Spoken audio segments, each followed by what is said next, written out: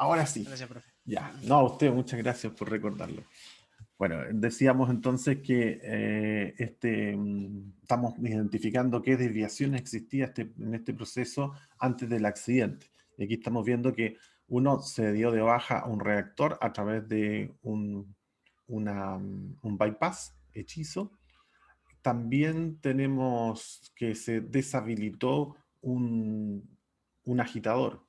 Ahí dice, además, el agitador del reactor número 4 se había retirado por avería hace 5 meses. O sea, ya teníamos por un lado la desviación importante que corresponde a sacar o dar de baja el reactor 5 poniendo un bypass, y además tenemos un agitador que también había sido dado de baja, o sea, no funcionaba.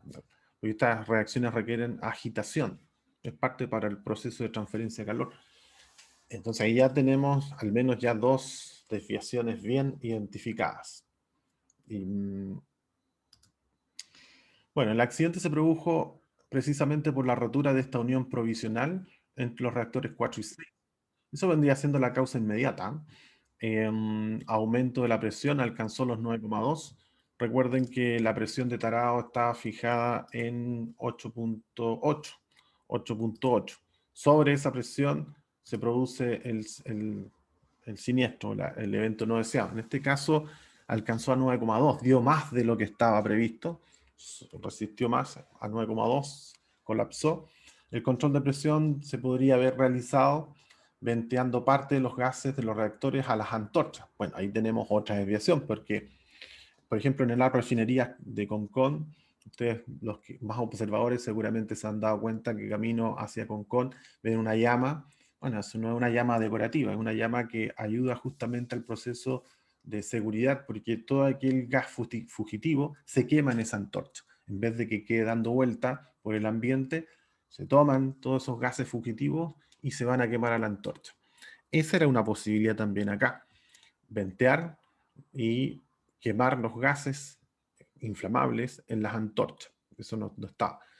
¿Y cómo lo hacían? A través de la inyección de nitrógeno. Pero había poca cantidad almacenada de nitrógeno y no se podía recibir más nitrógeno hasta la medianoche. Lo que habría motivado, por supuesto, la paralización de la producción. ¿Qué se hizo? Bueno, el jefe planta eh, dio más privilegio a la producción que a la seguridad y decidió no ventear, con la esperanza que se recuperara esto en la medianoche. Pero el punto es que colapsó antes de la medianoche y no tuvo nitrógeno para poder ventear, lo que evitó el control de la presión de los reactores. Eso fue una mala decisión, bueno, motivada también por el tema de la presión que había en la producción, y que ahí efectivamente lo que había que hacer era paralizar, no había otra opción, porque no se podía seguir produciendo. O sea, por eso partí señalando al principio que la generación de ese producto se puede hacer sin la presencia de nitrógeno, sí, pero es absolutamente inseguro.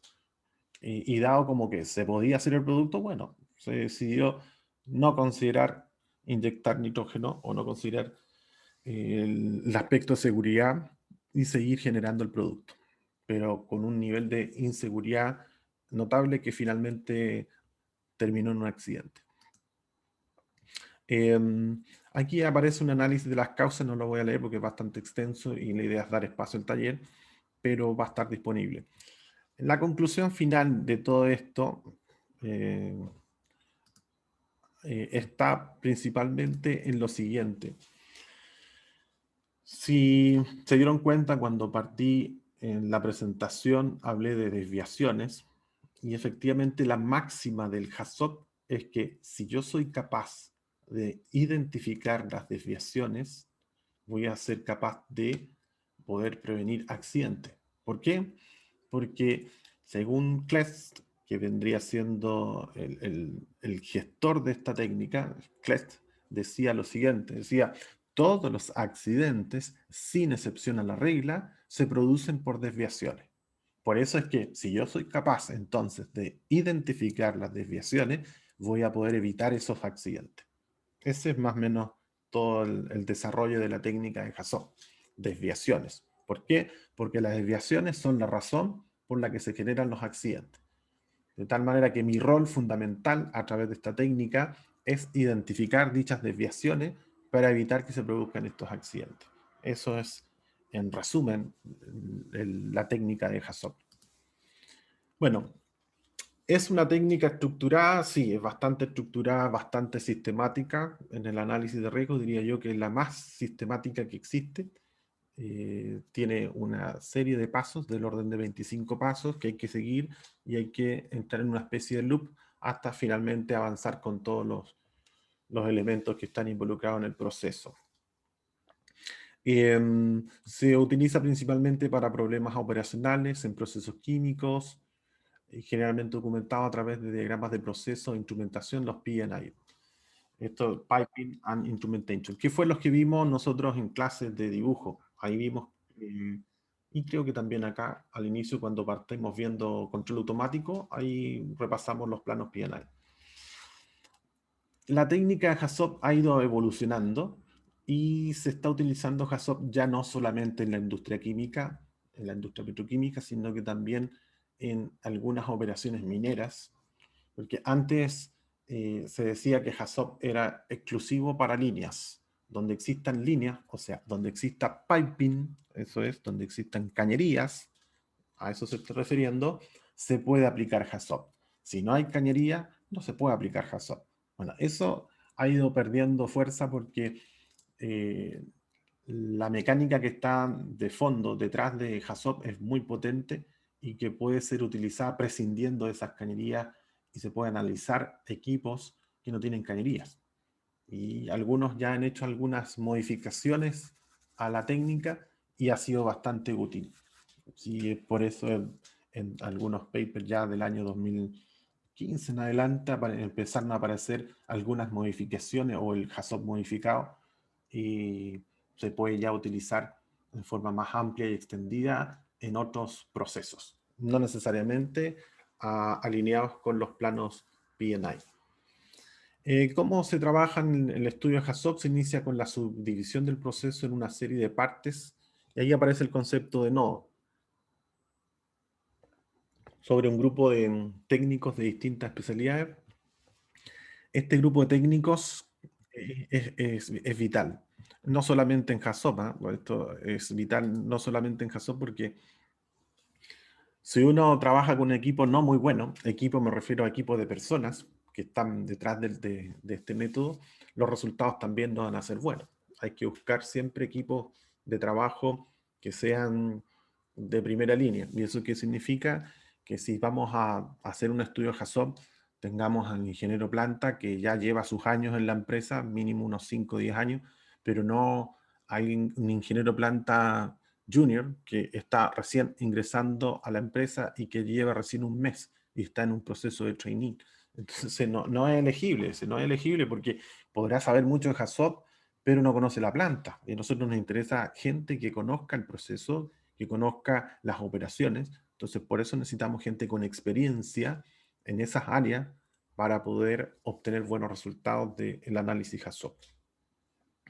Es un método clave que consiste en la aplicación de un procedimiento, habíamos dicho ya, a través del uso de palabras guía. Y ese también es una de las claves del HACCP, el concepto de las palabras guías, que las vamos a explicar. La organización del HACCP requiere la formación de un equipo, en lo posible que en el equipo exista presencia también de operadores de planta, porque son ellos los que están en el día a día con los equipos y conocen muy bien los síntomas. A veces no tienen mucha claridad respecto a las causas teóricas, ¿sí? De lo que está pasando en el proceso, pero sí conocen muy bien los síntomas y algunas causas inmediatas también la detectan súper bien. Y el ingeniero necesariamente, claro, porque ahí ya tiene el soporte de por qué ocurren las cosas y no puede ser cualquier ingeniero. Les decía que ojalá ingenieros senior que tengan experiencia en la planta y que tengan disponibilidad también para poder entender el concepto de HACCP. Cuando digo disponibilidad de tomar un curso HACCP, no es llegar y sentarse, ya hagamos un HACCP, no, las personas deberían tomar un curso por lo menos de 24 horas para adentrarse en el concepto del HACCP. Nosotros con lo que tenemos hoy, que tenemos más de 24 horas en esta asignatura, podrían perfectamente quizás actualizar nuevas materias, porque un curso HACCP no solamente incluye lo que vamos a ver en esta sesión cortita, sino que incluye también otras técnicas, como las que ya vimos nosotros. Árbol de fallo, árbol de evento, bowtie, ANFEC, bueno, todo el resto de las otras metodologías. Para el desarrollo se requiere alguien que dirija esto, por eso está el director. En la medida que el director haga bien su trabajo, el HACCP va a ser bien conducido. Se requiere también alguien que vaya documentando todo el proceso, o sea, un secretario. Ahí aparece una forma típica de poder desarrollar un HACCP. Se utilizan mesas bastante largas porque aquí la idea es poner los planos A0. En formato A0 son del tamaño de un póster, ¿sí? Ese es un formato A0. Y sobre eso uno puede comenzar a marcar cuáles van a ser los nodos, y los nodos van a estar ubicados en esos planos PNI. Aquí está más o menos la propuesta de un equipo HACCP: un conductor, ingeniero de proceso, investigador químico, ingeniero de instrumentación, los instrumentistas, alguien del área de mantenimiento y algún supervisor de producción. Si en alguna oportunidad a ustedes les toca trabajar o formar parte o incluso ser el jefe del estudio HACCP, el director de HACCP, yo les recomiendo 100% hacerlo fuera de las instalaciones, porque eh, suele ocurrir que cuando se hacen las mismas instalaciones se van cambiando los grupos HACCP. O sea, en la mañana tenemos un equipo que está compuesto por los mismos: conductor, ingeniero, ingeniero de instrumentación, supervisor, y luego nos vamos a la hora de almuerzo, vuelven y uno empieza a ver nuevas caras. Y ¿qué pasó acá? No, es que el ingeniero hoy día no, en este horario está haciendo otra cosa, así que me mandó a mí, pero yo conozco harto el proceso. Entonces, eso es súper desgastador, porque hay que nuevamente empezar a explicar todo lo que se hizo en la mañana, es una pérdida de tiempo. Entonces, dedicación completa a HACCP, sí. ¿Cómo lo logra? Sacándolas a las personas de la planta. Ahí no hay posibilidades de que se empiecen a fugar, porque están haciendo el trabajo a puerta cerrada, un tiempo asignado. Esa es la mejor experiencia que he tenido respecto a los HACCP, y también la otra parte que no era muy buena, hacer en la planta. Ahí aparecen algunas funciones, también no las voy a comentar porque la idea es que ustedes las revisen, pero son funciones básicas que están asociadas al facilitador: tratar de que todos participen, no que uno solamente hable. Si la cosa se comienza a desviar en otros temas, que puede ocurrir y que ocurre, por ejemplo, piensen que es una planta en donde las personas ahí se están viendo en forma presencial, y de repente, supongamos que yo le mandé un correo a este supervisor que aún no me lo responde y me lo encuentro en esta sesión. Entonces, ¿qué mejor que empezar a hablar del mail? Sí, porque ¿por qué no me ha respondido el correo? Te dije, bueno, entonces comienza a irse la conversación por otro lado. Entonces, ahí es fundamental tener el rol de conducir bien la reunión y no desviarse respecto a los temas centrales que corresponde al caso y no a otros. ¿Sí? Eh, También tiene como función recolectar información que se dé en la propia presentación. ¿Qué se requiere? Bueno, para identificar peligros siempre va a ser conveniente tener la mayor cantidad de información, sean hojas de seguridad, fichas de seguridad, eh, información de procedimientos, instructivos, el sistema de gestión que tenga la organización, los manuales de operación, las buenas prácticas, todo lo que tiene que ver con instrucción o capacitación que hayan recibido los operarios respecto a alguna materia, el nivel de certificación que tengan los operarios, si es que la tienen. Bueno, todo lo que ayude a entender de mejor forma el proceso. Dentro de los datos obligados, los planos PNI para poder trabajar sobre el proceso. En la mesa lo que necesitamos es el plano, y sobre el plano trabajar. Estos son los que les decía yo en forma ya voluntaria, pero deseable: procedimientos, diagrama de flujo, proceso, implementación, operación, entre otros elementos. Estas son las etapas. Lo primero es definir el área de estudio. El área de estudio es donde va a aplicarse el HACCP. Luego definir los nodos. En cada uno de los nodos uno espera aplicar las palabras guías. Luego se definen las desviaciones a estudiar y se planifican en lo posible las sesiones de HAZOP. Ojalá a través de algún software como por ejemplo el MS Project para hacer planificación, porque estas sesiones se tienen que planificar en el tiempo. No pensemos que esto lo vamos a hacer en una sola sesión de HAZOP. Generalmente un estudio HAZOP dura del orden de 2 meses, con una frecuencia de 2 veces por semana juntándose. Ese es más o menos el tiempo. No es corto, porque involucra una serie de reflexiones respecto a las distintas alternativas que tiene un proceso.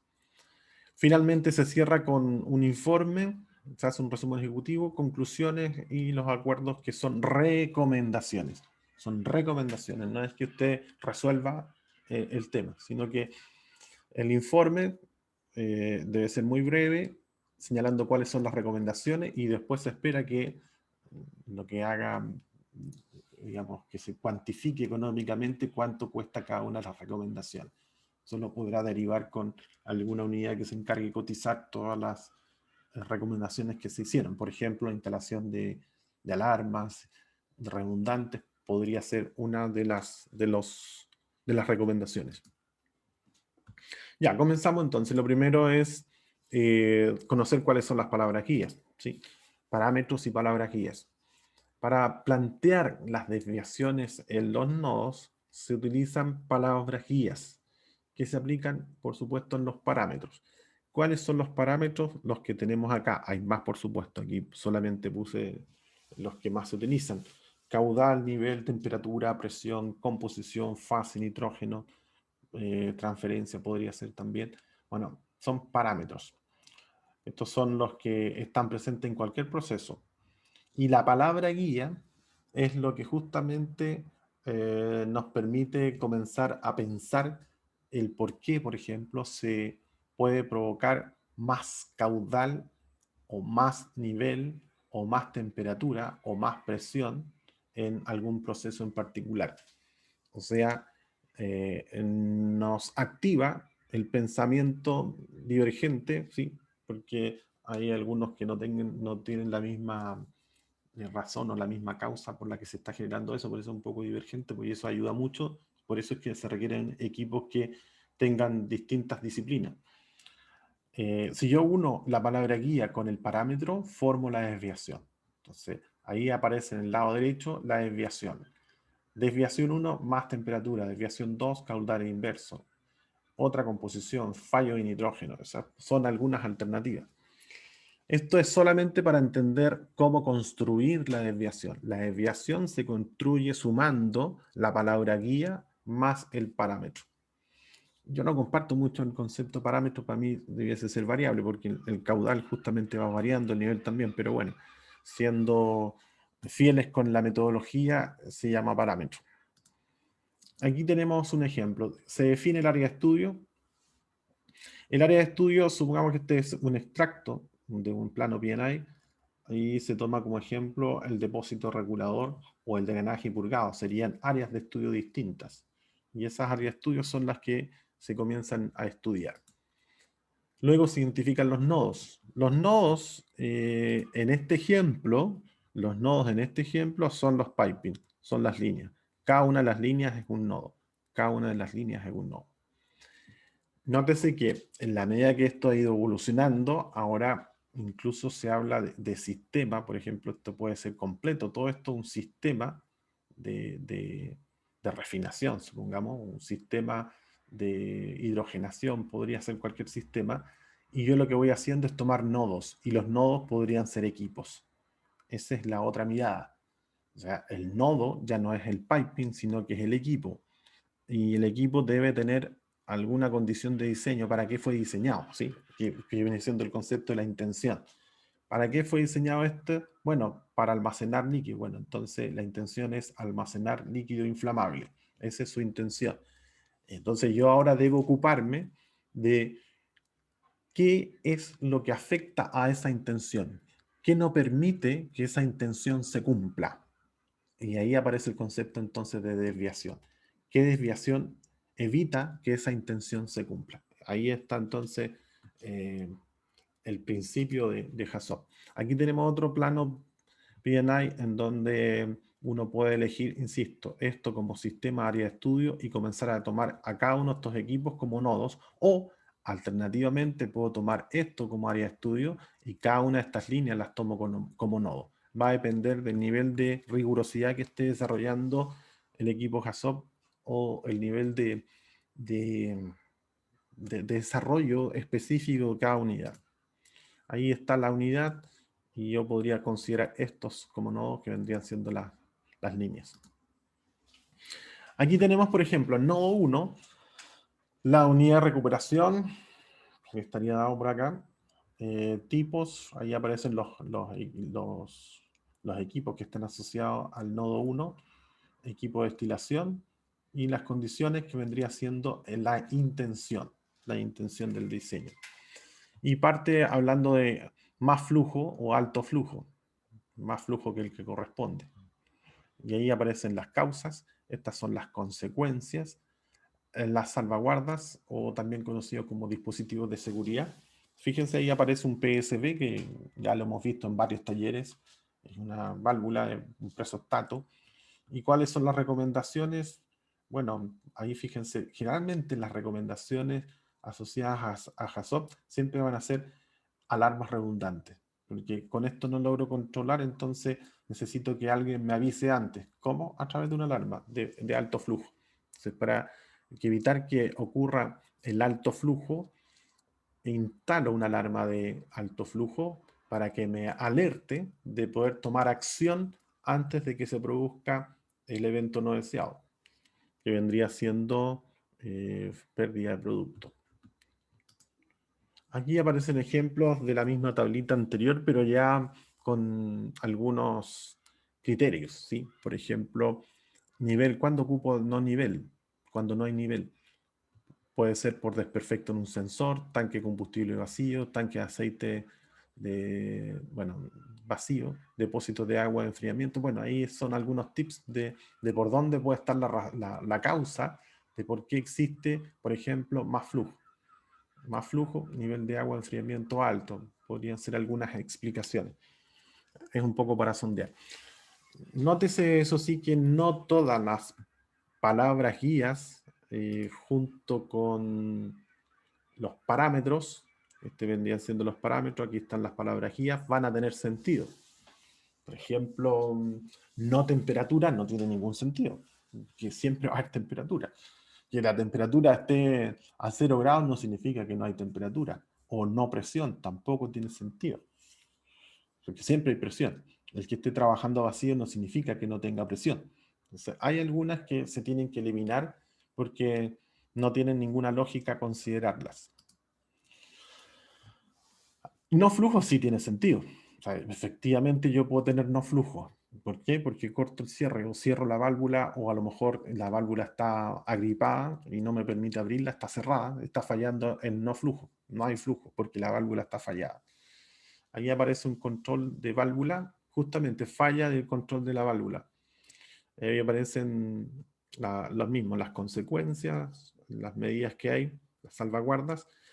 Los dispositivos de seguridad no necesariamente están disponibles, se ponen si es que están, y si no están, se recomiendan. Aquí debería aparecer, supongamos que no estuviesen, y aquí yo pongo recomendado una alarma de nivel alto, de 120. Ese vendría siendo la recomendación. Aquí aparece, fíjense, agregar una alarma de nivel bajo para el FT, seguramente ya son nomenclaturas propias de la industria, la cual es independiente también del controlador de flujo. Eso vendría. Claro, ahí es súper claro que la alarma debe ser independiente del controlador de flujo, si no, no me sirve, porque si el controlador está malo, me va a afectar la alarma. Entonces la alarma debe ser independiente. Tal como en alguna vez lo comentamos, cuando uno va en el vehículo, falló el freno, el normal, entonces está el freno de mano. Tiene que ser una salida independiente. A eso se refiere con que la alarma sea independiente del controlador. O si no, no voy a poder controlar. Ahí está la tablita que les comenté recién, que está marcando las que tienen sentido y las que no tienen sentido. Así que para que le den también un vistazo de no cometer algún error a lo mejor por tratar de hacerlas todas. Hay algunas que no tienen sentido y se tienen que omitir. Aquí aparecen otras desviaciones, fíjense, desviaciones respecto a algún proceso. Y ahí aparecen.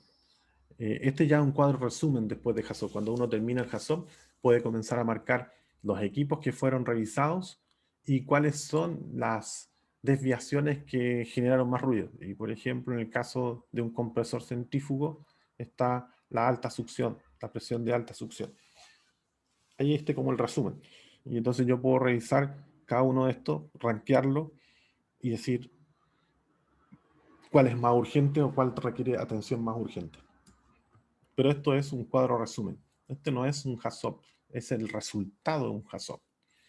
La plantilla JSOP que vamos a utilizar está disponible en el aula para que la descarguen los que tengan que hacer este taller. Bueno, ¿cómo es el paso a paso? Lo primero es seleccionar el nodo. Fíjense, ahí aparece equipo tubería. Se dan cuenta que va a depender del nivel de desagregación que quiera hacer el equipo. De JSOP, me refiero. Y justo coincide con equipo, pero el grupo de JSOP. Bueno, los que están haciendo el estudio JSOP deben tomar la decisión si el área de estudio va a ser una planta y esa planta tiene en su interior equipos industriales. Entonces el nodo en ese caso va a ser el equipo. Luego también podría ocurrir que yo tomo el equipo como área de estudio y los nodos ya no son los equipos porque tomé como área de estudio el equipo, entonces los nodos van a ser las tuberías, las líneas. Cada una de las líneas va a ser el caso del nodo. ¿Qué sigue después? Identificar las palabras guías y seleccionar los parámetros. Aquí yo también no estoy muy de acuerdo en esta parte. La razón es que uno se pierde con esto porque lo que empieza a ocurrir es que uno bueno, lo observa cuando se comienzan a hacer estos trabajos en que uno empieza a trabajar con más presión, más temperatura, más flujo. Oye, pero es que tienes que hacerlo en función de la intención. No está declarado, pero hay que hacerlo así para no cometer ese error. La intención del que estábamos viendo en el caso de Flixburg era suministrar nitrógeno, por ejemplo, para mantener el control de los gases. Ese era el objetivo, la seguridad en el control de los gases, para evitar la explosión. Bueno, esa es la intención. Si estamos hablando de control de gases, lo hacemos a través de la inyección de nitrógeno. Entonces la intención es inyectar nitrógeno en el lugar para evitar la explosión. Porque con ese nitrógeno empujo los gases hacia la antorcha. Entonces, lo que uno debería concentrarse es en la intención del nodo y luego con la intención comienzo a trabajar los parámetros que tienen sentido en la intención. En la intención que acabo de declarar, el parámetro que está detrás de esa intención no es temperatura. En ninguna parte dije que vamos a aumentar la temperatura. No. ¿Va a aumentar la presión? Tampoco. El flujo, sí. El flujo, sí. Aumentar el flujo de nitrógeno, disminuir el flujo de nitrógeno, esas vendrían siendo desviaciones válidas para el análisis del nodo que estamos analizando, que es inyección de nitrógeno. Entonces, al definir la intención, en forma inmediata se definen las desviaciones que tengan sentido. Porque yo podría, efectivamente, por el método, echar a correr el método y decir más temperatura. ¿En dónde? En el nodo. Pero ¿qué sentido tiene analizar más temperatura en el nodo si la intención del nodo es inyectar nitrógeno? Entonces, importante en el JSOP definir la intención, porque sobre la intención se definen las desviaciones. Entonces, ahí aparece, paralelamente a las desviaciones, por supuesto, se indican las causas posibles, ahí viene, consecuencias, controles y recomendaciones. Cuando ya termino un parámetro, supongamos flujo, ya lo terminé, nuevamente recorro, vuelvo a un bucle, significa un loop. Entonces avanzo con nivel. Hago lo mismo con nivel, luego avanzo con presión, con temperatura, en la medida que tenga sentido. Y en eso soy súper claro y bien majadero porque la intención es la que gobierna la validez de las desviaciones que usted está identificando. No es llegar y pasar por todos los parámetros, porque hay parámetros que, uno, no tiene información, o dos, no tienen ninguna relación con hacerle daño a la intención. Acá lo que interesa es qué desviación evita que la intención se cumpla. Eso es. Por eso es vital definir bien la intención. Ahí tenemos un ejemplo en donde en ninguna parte está la intención. No estaría muy bien desarrollado porque no hay claridad de cuál es la intención de esto. Pero ahí por lo menos aparece el equipo circuito. Y este es uno de los casos en donde el HACCP se aplica a líneas de tendido eléctrico. ¿Por qué? Porque hay líneas. Recuerden que HACCP partió o nació, sus orígenes están en identificar desviaciones en procesos que tengan piping. Piping son las cañerías, tuberías, líneas, y bueno, también están las líneas de tendido eléctrico y también están las líneas de gasoductos. Entonces también se aplica o partió aplicándose en sus orígenes también en gasoductos. En gasoductos también se aplica o se partió aplicándose en HACCP. Ahí tenemos el nodo 1, enfriamiento de un condensador, por ejemplo. Aparece el tipo. Y nuevamente tenemos el conflicto que no aparece declarada la intención. Aquí falta la declaración de la intención. Y luego cuando uno declara la intención resulta bastante sencillo poner ahí, por ejemplo, no hay enfriamiento de agua, hay problemas también del agua que llega un poco, tiempo de respuesta no es bueno, enfría más de lo que corresponde, el intercambiador, enfría menos eh, de lo que debería enfriar el intercambiador, y ahí aparecen las alternativas. Seguramente la intención debiese estar por suministrar o controlar el calor, o en realidad si es un condensador, condensar con agua de enfriamiento. Ese podría ser la intención. Y a partir de eso yo defino automáticamente las desviaciones que tengan sentido. Nótese que todas las desviaciones que estoy señalando están en función del enfriamiento. Enfriamiento, enfriamiento, enfriamiento, enfriamiento. Entonces, la declaración del nodo, el nodo 1 ahí lo describí, pero falta declarar explícitamente cuál es la intención. Enfriar a través de un intercambiador de calor algún proceso en particular. Y luego van a tener mucho sentido estas que aquí aparecen. Bueno, el esquema final, el informe final, también lo dejo ahí porque lo que interesa en este taller en particular es, a partir de un caso, identificar el uso de esta tablita, pero nosotros tenemos una tabla, una ficha distinta en la que vamos a guiarnos por esa para poder hacer el estudio de caso. Voy a dejar de compartir porque quiero mostrar también, me parece que es este, no estoy seguro, no sé si funciona acá. No. Ah, claro. Aquí está. Creo que ahora sí voy a poder. ¿Están viendo el HACCP? ¿Un Sí, paper o sí. no? ¿Un paper? Vale, gracias. Bueno, este es un estudio del año 2017, un paper en donde hace el uso de HACCP y árbol de fallo. Y si nos vamos al análisis propiamente tal, ahí está lo mismo. El proyecto, sistema, subsistema, parsan los nodos, se definen las posibles desviaciones, causas, consecuencias, las salvaguardas y las recomendaciones. Estos son los tipos de palabras guías. Aquí está lo del árbol de fallo que ya lo hemos visto. Y aquí está la definición de sistema.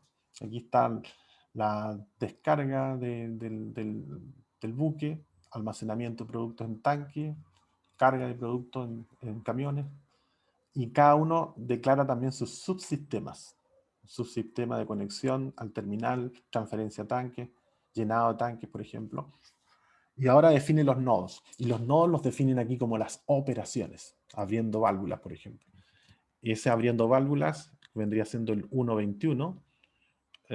Lo debería desagregar por acá, al 2.11, abriendo válvulas de tanque. Y ahí aparece la palabra guía. La variable, aquí fíjense, se está ocupando ya variable más que parámetro. Claro, pues no tiene sentido seguir trabajando. Parámetro es algo que se mantiene fijo. Parámetro es una constante. La variable se está moviendo, por eso debiese ser variable. Qué bueno que apareció ahora, variable. Desviación, aquí aparece la acumulación de electricidad estática, posibles causas y posibles consecuencias. Y los comentarios finales que generalmente deberían ir orientados a mejorar lo que ocurre acá, concentrándose en la causa. Se vendría siendo un ejemplo de HACCP año 2017, 3 años atrás, que es bastante cercano a lo que estamos ahora, 2021. Bueno, esto solamente se lo muestro justamente para saber hacia dónde vamos. A esto habría que llegar. La intención del tanque están definidas por acá, en la parte superior. Ahí está la definición de la intención. O sea, ahí lo único que discrepo nomás en este desarrollo es donde que no aparece declarada explícitamente la intención. Aunque aquí podría decirse que hay algo de eso, porque dice llenado de estanque. Entonces el llenado de estanque es la intención. Y en el llenado de estanque pueden haber desviaciones que vendrían siendo estas. Eso vendría siendo el concepto. Bueno, ahora sí los dejo con eso que ahí aparece. Y el último documento que voy a mostrar corresponde a... ¿Dónde está? Ah, no. Vamos a dejar hasta ahí nomás, porque ya ya son las 9 de la mañana. Ok. Ahora lo que vamos a hacer es lo siguiente. Vamos a separarnos en algunas salas hasta las 9:45 y ahí hacemos un receso de 15 minutos y el resto ya